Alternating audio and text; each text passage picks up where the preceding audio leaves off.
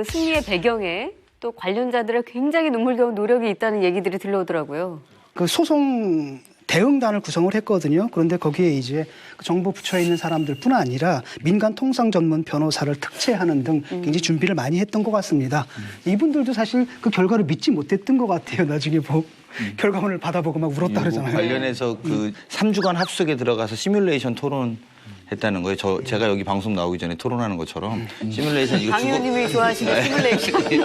그래서 향후에도 이제 우리가 국제사회에서 이런 분쟁들 또 특히 우리처럼 수출 많이 하는 나라가 또 이제 수입 많이 하게 되는 경우에 있어서 대비하는 좋은 선례를 남겼다고 생각이 듭니다. 이번에 그분들 좀 표창을 좀 해야 되지 않을까.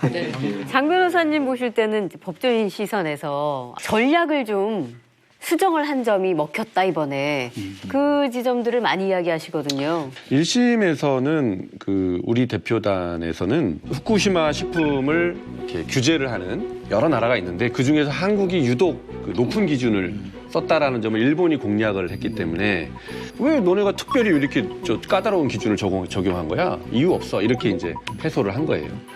그런데 이제 2심에서는 전략을 바꿔서 한국의 특수성, 한국이 일본하고 이렇게 제일 가까운 나라다라는 점을 부각을 시켰던 거예요. 그리고 원전 사고가 한국의 그 국민들이나 정서에 미치는 영향 이런 것들을 충분히 이제 설득을 했고요. 이런 것들이 이제 잘 먹혔다 그래요. 그래서 이제 이 전략의 변경 이것이 다른 결론을 가져오기에는 가장 중요한 원인이 아닌가. 법률적으로는 평가가 됩니다. 저는 이게 더 중요한 대목이라고 생각하는데 바로 탕평인사의 힘이에요.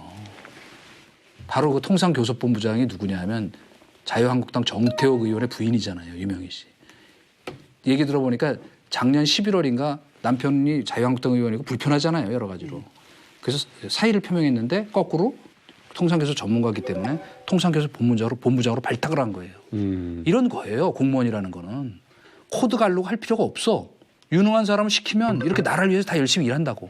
그것이 종합적으로 발휘된 거다. 그래서 저는 우리가 좋은 말이네요. 지금 벌어지고 있는 뉴스 뒤에 이런 두 개의 진짜 코드.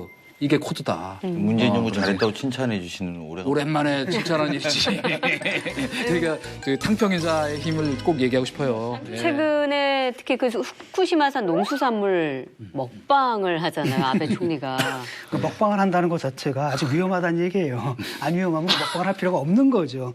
그것도 재밌는 게 뭐냐면 기억하실 겁니다. 2015년에 일본에서 어떤 일이 있었냐면 어떤 청년이 드론으로 후쿠시마 지역에 모래를 갖다가서 총리 관저로 올려보냈거든. 네. 그래서 자수를 했어요.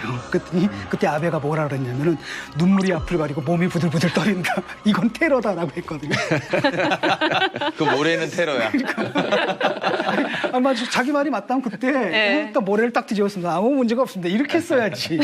그래놓고서 우리 보고 이걸 먹으라고 그게 말이 됩니까? 얼마나 안 먹으면 총리가 나서서 저렇게 때만 되면 선거 때만 되면 저렇게. 그러니까 일본에서도 지금 이걸 먹는 사람들의 비율이 18%밖에 안 된대요. 네. 그러니까 그 수산물 시장에 가면 팔긴 파는데 가격이 낮답니다. 그러니까 쉽게 말하면 일본 국민들도 거기에 대해서 할 때 의구심이 있고 먹는 사람이 많지 않다라는 거죠.